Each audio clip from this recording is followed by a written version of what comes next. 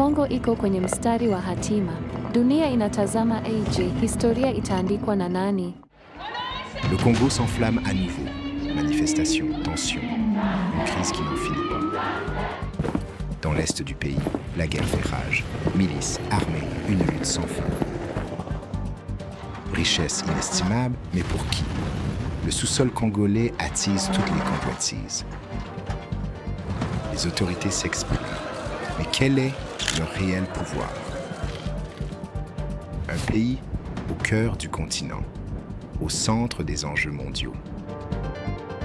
Depuis des décennies, les puissances étrangères s'invitent dans la crise congolaise. Derrière la crise, des millions de vies brisées.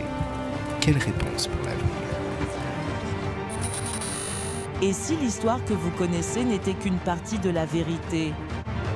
Bienvenue sur AfriAide. Ici, l'histoire du monde noir est racontée par ses propres voix, avec sa vérité, sa force et sa vision. Avant l'arrivée des Européens, le Royaume Congo rayonnait.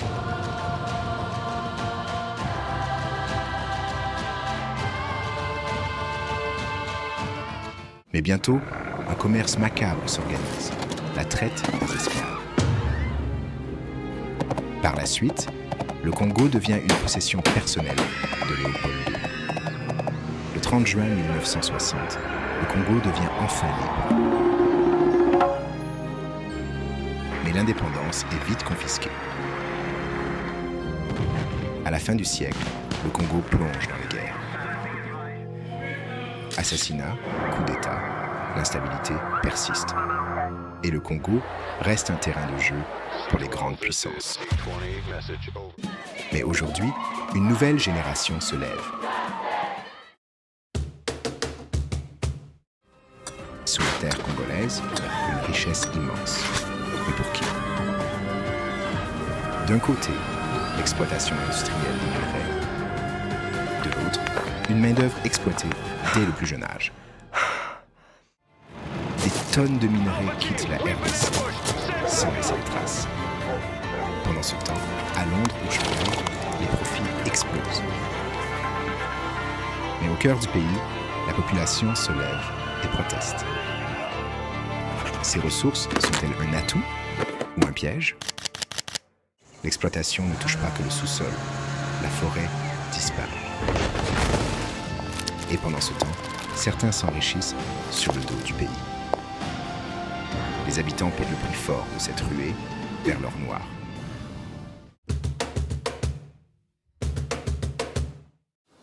Au cœur de l'Afrique, la RDC est un enjeu stratégique majeur. Les puissances occidentales façonnent l'avenir de la RDC. Tandis que l'Afrique cherche une voie unifiée face aux défis de la RDC. Présence militaire, stabilisation ou occupation. Des décennies de mission, mais quel impact? Routes, infrastructures, minerais. La Chine investit massivement en RDC, mais à quel prix? Les richesses de la RDC attisent la convoitise. Qui tire vraiment profit des contrats miniers? Le sous-sol congolais regorge de richesses inestimables. Mais à quel coût humain et environnemental? Les plus grandes multinationales sont présentes en RDC, mais la population en profite-t-elle vraiment? Aide au développement ou nouvelle forme de domination? La frontière est mince. Malgré tout, l'avenir de la RDC est entre ses propres mains. Quel chemin prendre? Face aux défis, l'Afrique doit-elle s'unir pour défendre ses intérêts? La RDC se trouve à un tournant de son histoire. Quel sera son destin?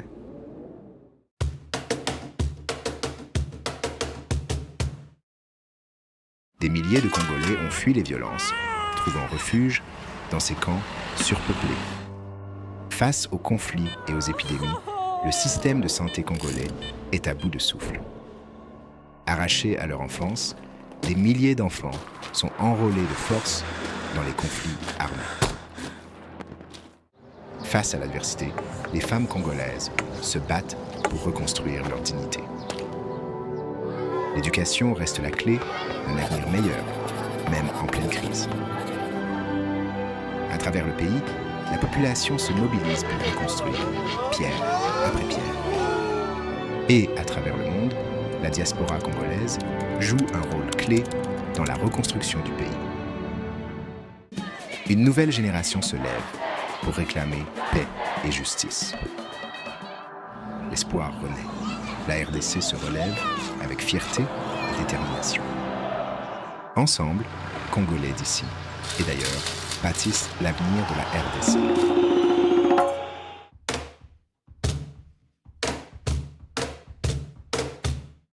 La République démocratique du Congo possède certaines des ressources les plus précieuses au monde. Pourtant, sa population vit dans une pauvreté extrême. Coltan, cobalt, or, uranium. Sans ces minerais, pas de smartphone, pas de batteries électriques, pas d'intelligence artificielle. Mais qui contrôle réellement ces ressources? Derrière les conflits locaux, des multinationales et des États étrangers tirent les ficelles. Des dizaines de milliers d'enfants sont exploités dans les mines. Pour eux, l'avenir se résume à creuser ou mourir. Régulièrement accusés de pillage des ressources congolaises, le Rwanda et l'Ouganda sont devenus des plaques tournantes du commerce minier. Certains accords signés avec des puissances étrangères ont davantage renforcé l'exploitation que protégé la souveraineté congolaise. Mais certains Congolais refusent de subir ce système. Des initiatives voient le jour pour transformer les richesses du pays au Congo.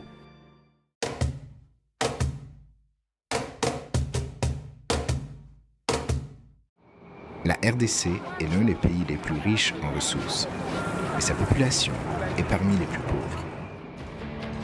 Chaque année, des milliards de dollars de minerais quittent la RDC sans profiter à sa population. Des contrats signés à huis clos, souvent au détriment des Congolais. Dans les mines, des milliers d'ouvriers travaillent dans des conditions extrêmes. Pendant que les minerais s'envolent et des milliards disparaissent dans les circuits opaques. La RDC veut bâtir une armée souveraine. Mais comment y parvenir quand la formation de ces élites repose sur des partenaires aux intérêts ambigus?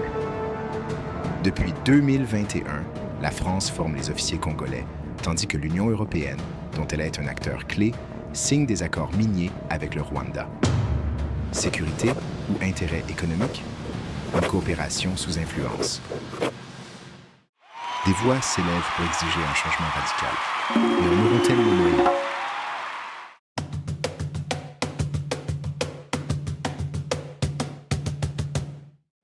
Depuis des décennies, des forces étrangères sont présentes en RDC, mais la paix reste un mirage. Avec plus de 20 000 hommes déployés, la MONUSCO est l'une des plus grandes missions de l'ONU. Pourtant, l'insécurité persiste. Paris, Washington, les grandes puissances multiplient les accords avec la RDC.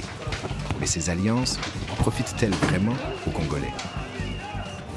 En échange d'infrastructures, Pékin obtient des ressources stratégiques, un partenariat équilibré ou un marché de dupes. L'Union européenne finance des projets en RDC tout en facilitant le commerce minier avec des voisins qui n'en produisent presque pas. Une aide contradictoire, des milliards injectés en aide humanitaire, mais aucun changement durable. Qui tire profit de cette dépendance? Et si la solution ne venait pas d'ailleurs? Une Afrique qui s'organise peut-elle reprendre le contrôle de ses richesses?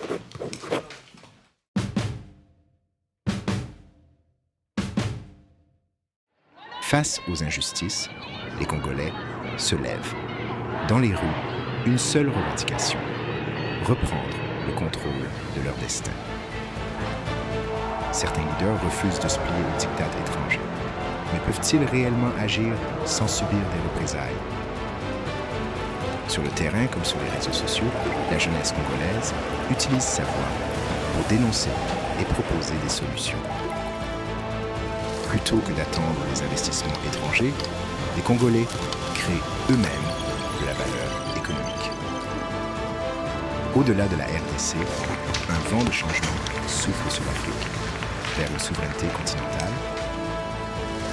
La diaspora joue un rôle clé. De plus en plus de Congolais de l'étranger soutiennent des initiatives locales. Les défis sont énormes, mais l'espoir est bien là. Que faut-il pour transformer ce réveil en véritable révolution ?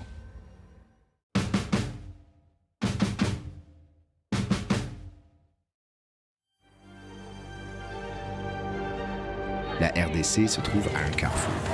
Entre instabilité chronique et potentielle renaissance, quel chemin prendra-t-elle ? Sans changement, le pays risque de replonger dans un cycle de crise et de violence sans fin. Élections contestées, tensions régionales. La stabilité politique en RDC reste fragile. Un dialogue inclusif et des institutions solides peuvent-ils changer la donne ? Transformer ses propres ressources au lieu de les exporter brutes.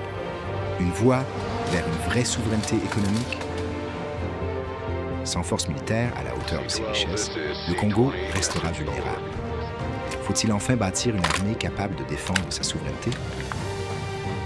Face à l'influence historique de l'Occident, pourquoi rester enfermé dans les mêmes schémas ? En diversifiant ses alliances, BRICS, AES et au-delà, le Congo peut reprendre le contrôle de son avenir économique et géopolitique. 57% du cobalt mondial, 60% du coltan, des réserves immenses de cuivre et de diamants.